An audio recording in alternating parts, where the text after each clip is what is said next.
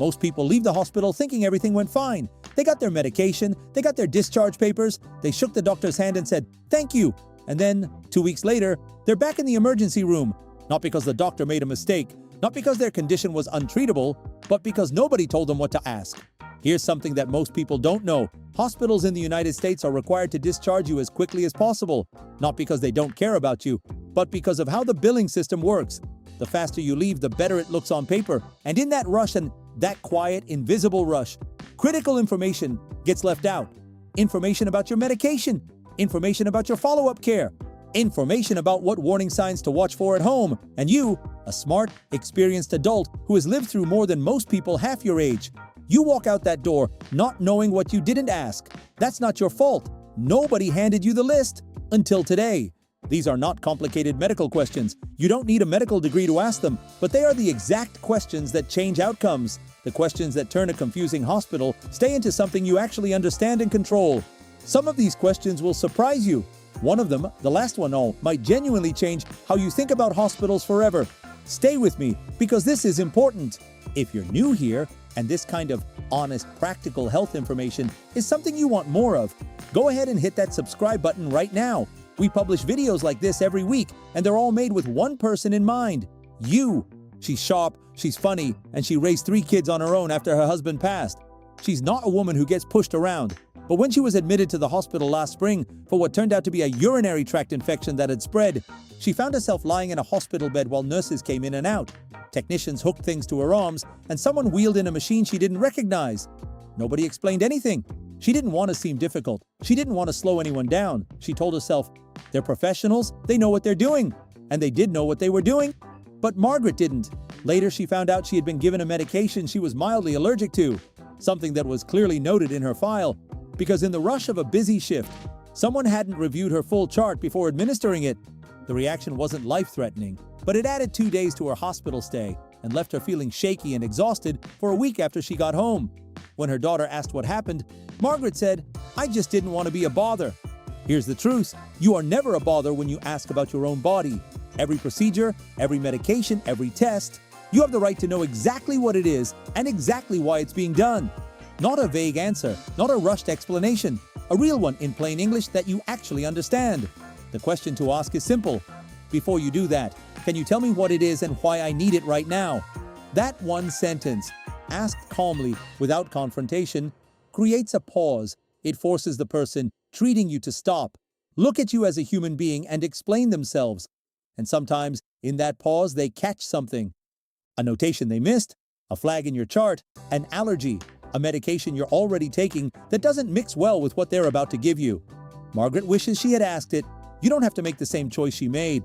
We've been taught that when a doctor says you need something, you need it. And most of the time, that's absolutely true. But here's what nobody tells you about hospitals. Hospitals are businesses. That's not a conspiracy. That's just reality. And like any business, they have pressures. Financial pressures, scheduling pressures, liability pressures. And sometimes, those pressures influence recommendations in ways that have nothing to do with what's actually best for you. There's a term in medicine called low-value care. It refers to tests, procedures, and treatments that are ordered routinely, not because they're strictly necessary, but because they become standard habit, or because they protect the hospital from legal risk, or because the billing code is easy to justify. A major study published in JAMA found that nearly 1 in 4 hospital procedures performed on Medicare patients could be classified as low value or unnecessary. 1 in 4. That means if you are a senior in this country, there is a very real chance that, at some point, something will be done to you in a hospital that didn't need to be done that day. Or at all. He's a retired electrician from just outside of Nashville. Tough guy, practical, doesn't like fuss. Robert went in for chest pain that turned out to be acid reflux aggravated by stress. Completely treatable, not dangerous. But while he was there, a cardiologist suggested an additional cardiac procedure, a catheterization, just to rule everything out. Robert said okay. He figured, why not? Better safe than sorry. The procedure added a full day to his stay, came with its own set of risks, and generated a bill that his Medicare supplemental plan didn't fully cover. The final result? Everything looked fine, exactly as the first round of tests had suggested. When Robert got home and looked at his explanation of benefits, he sat at his kitchen table for a long time. "I wish I'd just asked if it could wait," he told his son. "I wish I'd asked if it was really necessary that day." They'll either explain clearly why the timing matters, or they'll agree that it can wait. Either way, you learn something real, and you stay in control of what happens to your body. And it's the one that gets skipped most often, not out of negligence, but simply because everyone assumes someone else already checked. The admitting nurse assumes the prescribing doctor checked. The prescribing doctor assumes the pharmacist will catch it. The pharmacist fills the prescription as written. And in the gap between all those assumptions, something called a drug interaction can slip through. Here are the numbers, and I want you to really hear them.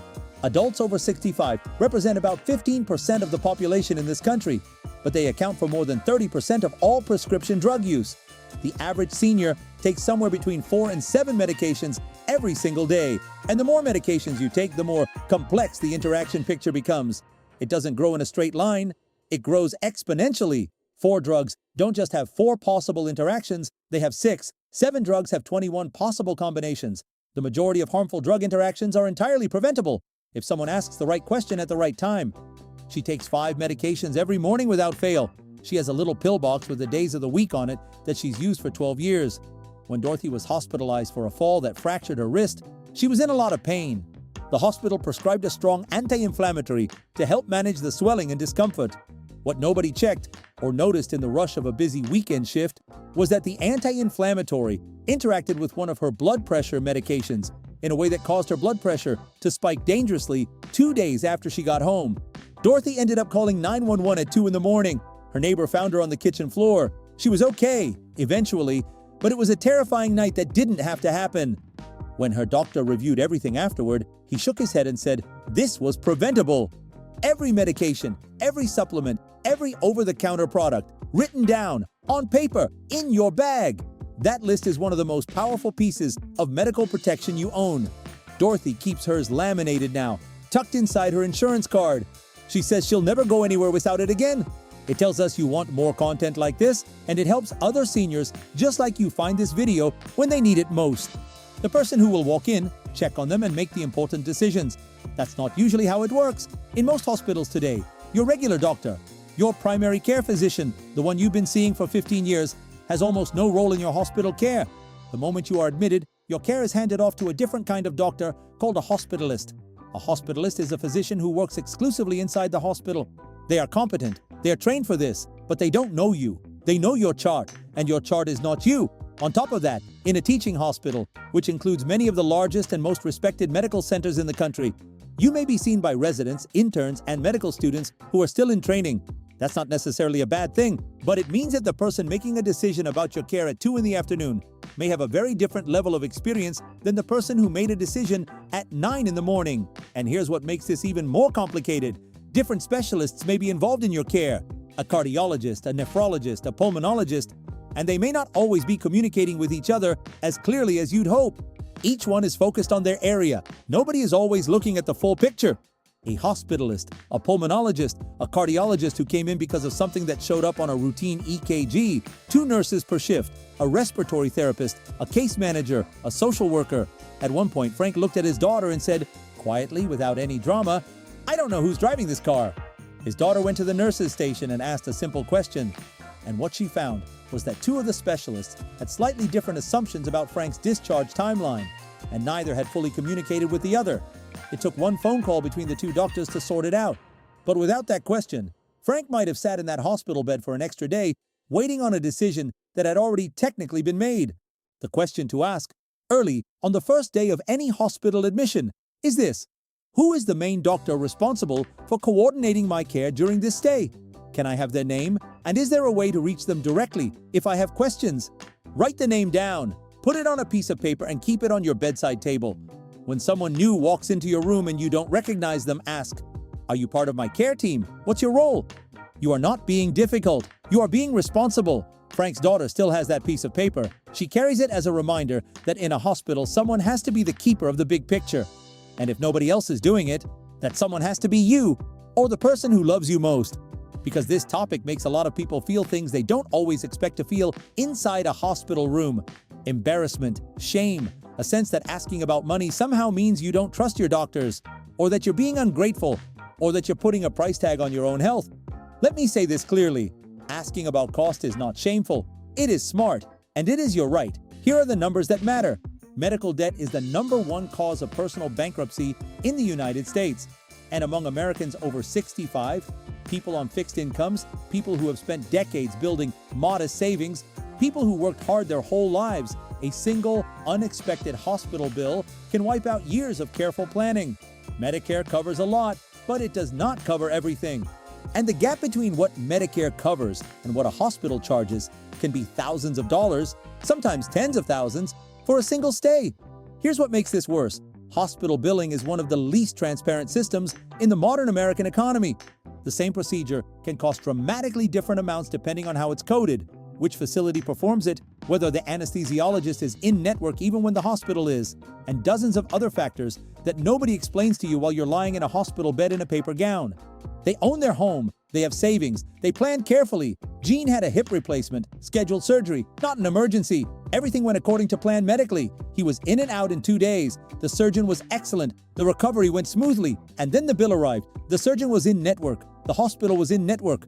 But the anesthesiologist, the one assigned to Gene's procedure, the one they never chose and were never asked about, was out of network. The out-of-pocket cost for that one provider, $4,200. Helen sat at the kitchen table with that bill and cried. Not because they couldn't eventually manage it, but because nobody had warned them. Nobody had told them to ask. Nobody had given them the chance to protect themselves. "We did everything right," she said. "We checked everything we knew to check. We just didn't know what we didn't know." The question to ask before any scheduled procedure and as early as possible during any hospital stay is this: can you give me a written estimate of my costs?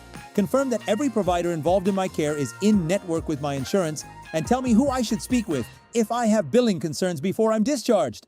That's a long question. Write it down. Read it from the paper if you have to. Most hospitals have a financial counselor or patient advocate on staff. You have the right to speak with them. You have the right to ask for an itemized bill before you pay anything. You have the right to dispute charges that don't make sense. Helen knows all of this now. She keeps a laminated card in her purse with the No Surprises Act hotline number on it. She says the day she made that card was the day she stopped feeling like a victim and started feeling like someone who knew the rules of the game. And if this video is helping you, drop a comment below and tell me, did you know about the No Surprises Act? I read every single comment and I'd love to hear from you. The moment you walk out of that hospital, the moment those automatic doors slide open and you step into the parking lot, your care does not automatically continue. It has to be arranged. It has to be planned. It has to be communicated clearly between the hospital, your primary care doctor, any specialist involved, and you. And in the American healthcare system today, with all of its complexity, all of its moving parts, all of its competing pressures, that handoff is one of the most vulnerable moments in any patient's medical journey. There is actually a term for what happens when that handoff goes wrong. It's called a readmission. And the statistics around readmissions for seniors in this country are sobering. Approximately 1 in 5 Medicare patients is readmitted to the hospital within 30 days of being discharged. 1 in 5. That means if you are in a hospital room right now and you look at the 4 other people on your floor, statistically, one of you will be back within a month. And the cruel irony is that many of those readmissions are entirely preventable, not because the original treatment failed, not because the patient did anything wrong, but because the discharge plan, the instructions, the follow-up appointments, the medication changes, the warning signs to watch for, was incomplete, confusing, or never properly communicated.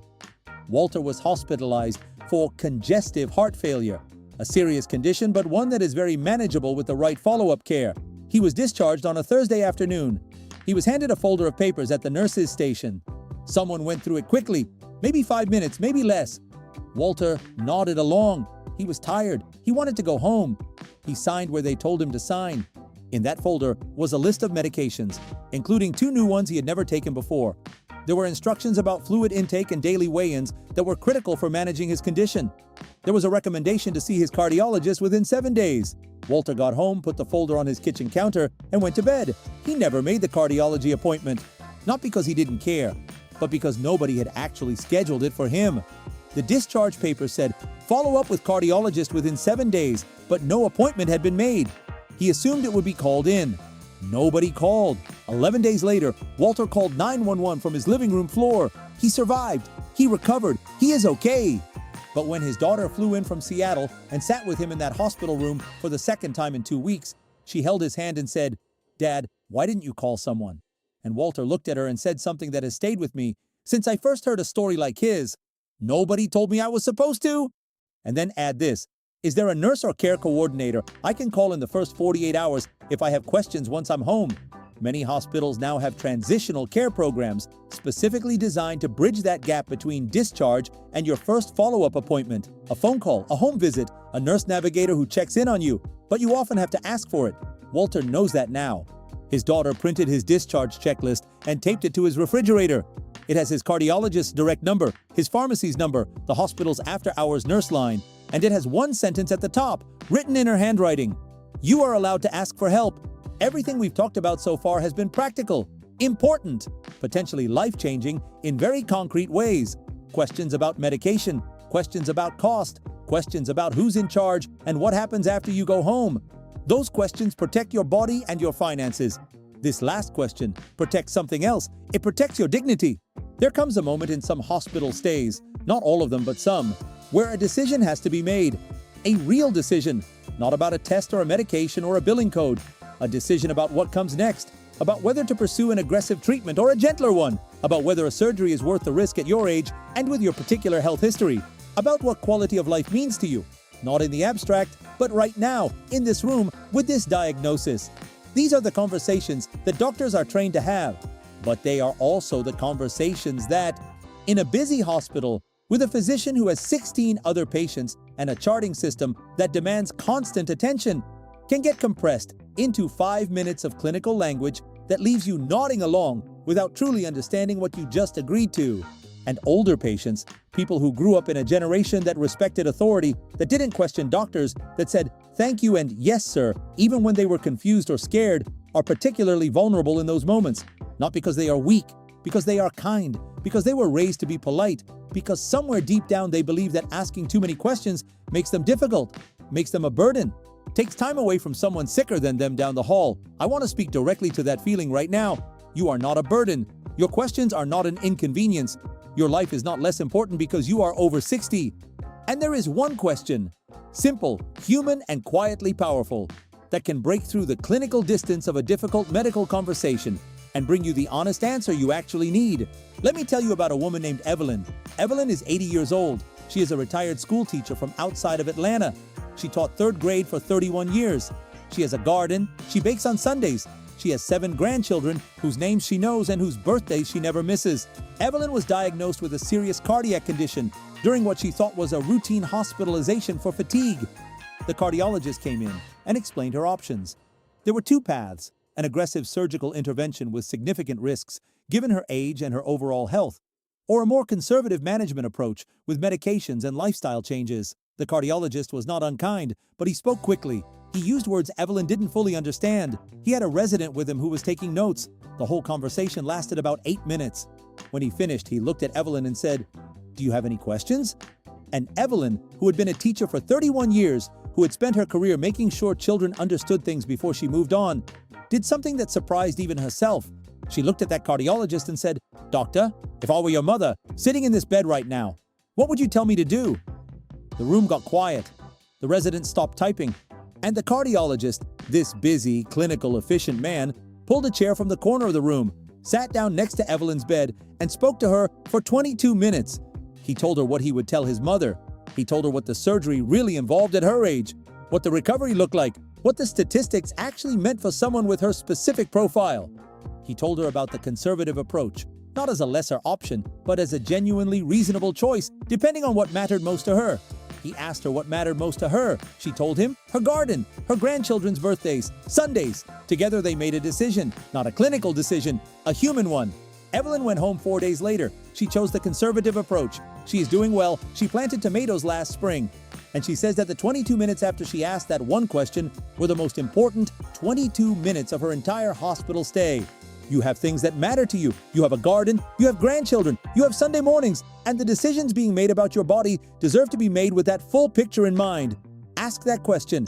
Ask it without apology. Ask it and then be quiet and listen, really listen to what the person across from you says. Because sometimes, in that answer, you will hear something that changes everything. Let me bring it all together for you now. 7 questions, simple ones you can write on a piece of paper and carry in your wallet or your purse every time you walk into a hospital, whether it's for yourself or for someone you love. Question 1. Before you do that, can you tell me what it is and why I need it right now? Question 2, is this something that needs to happen today, or is this something we could schedule and discuss after I go home? Question 3, I'm currently taking these medications. Can you confirm this new one is safe to take with all of them? Question 4, who is the main doctor responsible for coordinating my care during this stay? And how can I reach them directly? Question 5, can you give me a written estimate of my costs, confirm every provider is in network, and tell me who to speak with about billing before I leave? Question 6, before I leave, can someone walk me through my discharge plan, including follow-up appointments scheduled before I walk out that door? Question 7, if this were your mother, what would you do? Put one copy in your wallet and one on your refrigerator, because the best time to learn these questions is before you need them. And the second best time is right now. It takes 1 second, and it helps more people just like you find this information when they need it most. And leave me a comment below. Tell me, which of these 7 questions surprised you the most? Or share this with someone you know who has a hospital visit coming up. You might be doing them the most important favor of their year. And before you go, there's another video appearing on your screen right now that I think you're really going to want to watch. It covers something that affects almost every senior in America, and most people have no idea it's happening to them. Don't miss it. Take care of yourself, and I'll see you in the next one.